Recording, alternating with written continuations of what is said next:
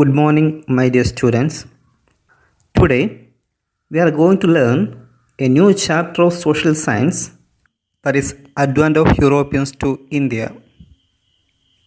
This chapter says about how the Europeans are entered our country for trading purpose and face the competition with the other countries of Europe. Since ancient time, we have trade relations with many other nations around the world.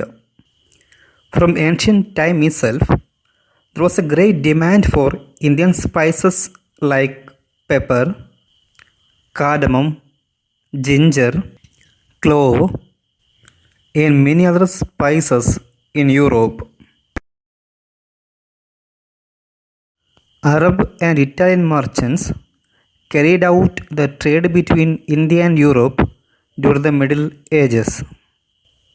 Constantinople was the center of international trade and was considered as the gateway of European trade. Arab merchants had a monopoly over trade in Asian countries, the same way Italian traders had a monopoly over trade in Europe. Constantinople, which is considered as the gateway of European trade, fell in the year 1453 by the attack of Ottoman Turks. It was center of trade between Asia and European countries. After this conquest, Arab started impose many taxes on Constantinople. As a result, trade became unprofitable. Meanwhile, Spain and Portugal encouraged sailors to find new sea route to India. The invention of compass, astrolabes, and gunpowder provided further impetus to this venture. Portuguese traveler Vasco da Gama started his voyage from Lisbon in 1497. About 2 years of travel through oceans, he reached Kapadu near Calicut in Kerala in the year 1498. Thus, Portuguese were the first to re-establish trade between India and Europe. With the success of Portuguese, the Dutch, French, and the English arrived India for trade. Portuguese were the first to arrive in India for trade and were also the last to leave India by the sea route. After Vasco da Gama, Francisco de Almeida arrived in India as the Viceroy of Portuguese. Francisco de Almeida implemented a blue water policy in order to establish the supremacy over trade. Alfonso de Albuquerque, who came after Almeida, is considered as the real founder of Portuguese Empire in India. During his period, Goa became the administrative center of Portuguese administration in India.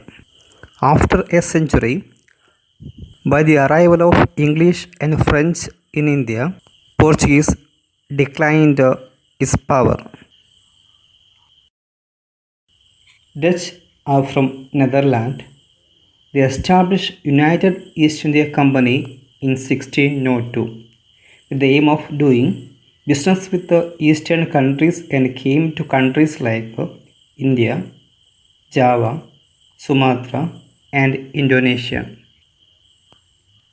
They established warehouses in Surat, Broch, Cambe, Cochin, Napatnam, Masolipatnam, and many other places. Later, unable to face the competition from English and the French, the Dutch limited themselves to the Spice Island in Indonesia.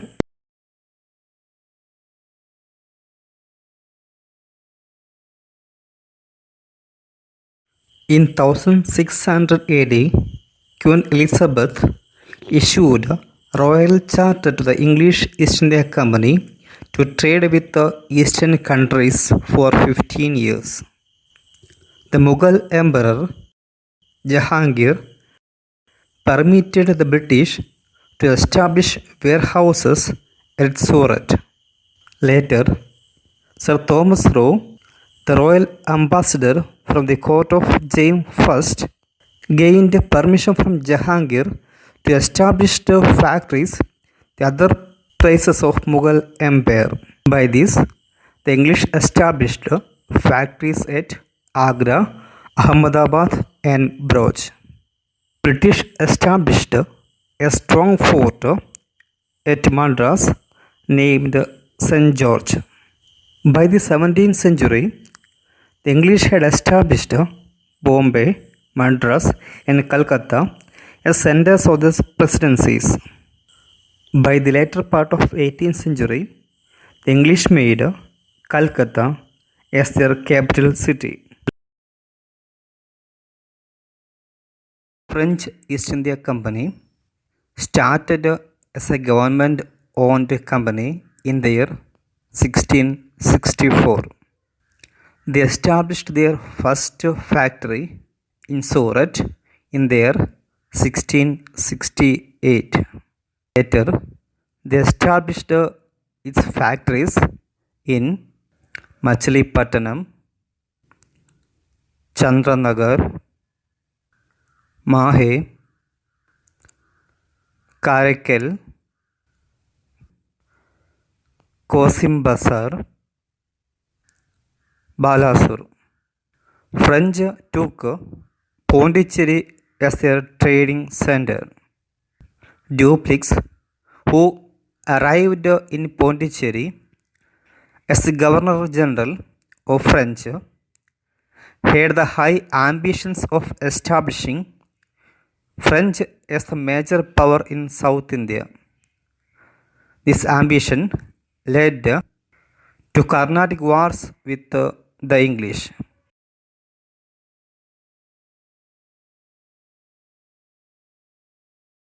On the request of Dupleix, Le Bourdonnais, a French military leader from Mauritius, invaded Madras and captured it. This forced the helpless British to request the help of Anwaruddin, the Nawab of Carnatic, for support. The army sent by Anwaruddin failed to defeat the French at Madras. Finally, Le Bourdonnais took money from the English and returned Madras and went back to Mauritius. This made Dupleix angry and attempted to take Madras but failed in it. Finally, this war ended with a treaty in Europe between France and England called Treaty of Aix-la-Chapelle. Now let us see what happened in the Second Carnatic War, which took place between 1749 to 1754. In the changed circumstances, French made Salabat Jung, another son of Asaf Jah, as the Nizam of Hyderabad. An officer named Bassi was posted in Hyderabad for his protection by French. In Carnatic, Chanda Sahib was a Nawab with the help of French. Robert Clive of East India Company attacked Arcot, the capital city of Carnatic, and defeated Chanda Sahib. Chanda Sahib was imprisoned and later killed in this war. In the place of Chanda Sahib, the English named Muhammad Ali, the son of Anwaruddin, as the Nawab of Carnatic. The Second Carnatic War ended with the Treaty of Pondicherry. French called Dupleix back. This war brought laurels to English, while French suffered a political setback. Now let us understand what happened in Third Carnatic War, which took place between 1756 to 1763. Comte de Lally, the French general, tried to occupy St. George Fort of British in 1760. In this critical battle, Sir Eyre Coote of the British Army defeated the French and imprisoned Bussy. After the attack, Lally escapes and tried to hide in Pondicherry. Finally, Sir Eyre Coote attacked Pondicherry and Lally had to surrender unconditionally in 1761. After Carnatic Wars, French had to lose all their bases in India due to Carnatic Wars. In spite of this, as per the Treaty of Paris in 1763, Pondicherry was returned to French. With these developments, French lost their importance in India. Like this, English, by defeating all their rivals, started uniting their power over the southern India. After gaining control over South India, in the later part of 18th century, British turned towards Bengal province. The Bengal province had achieved tremendous progress in the areas of agriculture, commerce, and industry. The English East India Company was making considerable profit by a license called Dastak issued by Mughal ruler Farooq Shah. When the British started to misuse Dastak, there was a huge loss to the Bengal government. The Nawab of Bengal opposed such misuse. This led to two battles in India. They were Battle of Plassey and Buxar. The Battle of Plassey fought between Siraj ud Dawla and the British. Siraj ud Dawla was the grandson of Ali Bardi Khan, the Nawab of Bengal. Now, let us find the reasons for battle. The first reason is misuse of Dastak. As I said earlier, British misused Dastak that caused great loss for the Bengal province and led to the Battle of Plassey. The second reason is mending of fort without permission. The British repaired the fort of Calcutta without permission, made Sirajuddaula angry. And the third reason is Black Room tragedy. Sirajuddaula imprisoned 146 Englishmen in a small room of the Fort William. 123 Englishmen out of 146 died in the incident. This was called the Black Room tragedy. After this incident, Robert Clive declared a war against Sirajuddaula. In the battlefield, Sirajuddaula was captured and died by the hands of Robert Clive. Outcomes of the Battle of Plassey. The Battle of Plassey brought out the immorality, lack of unity among the Indians, and the greed of Indian businessmen. Mir Jafar became the Nawab of Bengal. The English East India Company gained exclusive rights to trade in Bengal. Mir Jafar had to pay 17 crore and 70 lakh rupees to Sirajuddaula as war indemnity for the attack of Fort William. Battle of Buxar. Mir Qasim was the Nawab of Bengal. In the beginning, he remained loyal to English East India Company. But when the British misused Dastak, Mir Qasim declared that the business is duty-free in Bengal region. As a result, the British trade suffered a great loss. Later, British dethroned Mir Qasim and brought Mir Jafar as Nawab of Bengal. As Mir Qasim knew about the cunningness of British, he entered into agreement with the Mughal Emperor Shah Alam II and the Nawab of Awadh, Shoja Uddaulah. The combined force fought against British, led by Hector Munro at Buxar in 1764, lost the battle. Mir Qasim got defeated and ran away from the battlefield. Shah Alam II surrendered to British government. Now, let us learn the outcome of Battle of Buxar.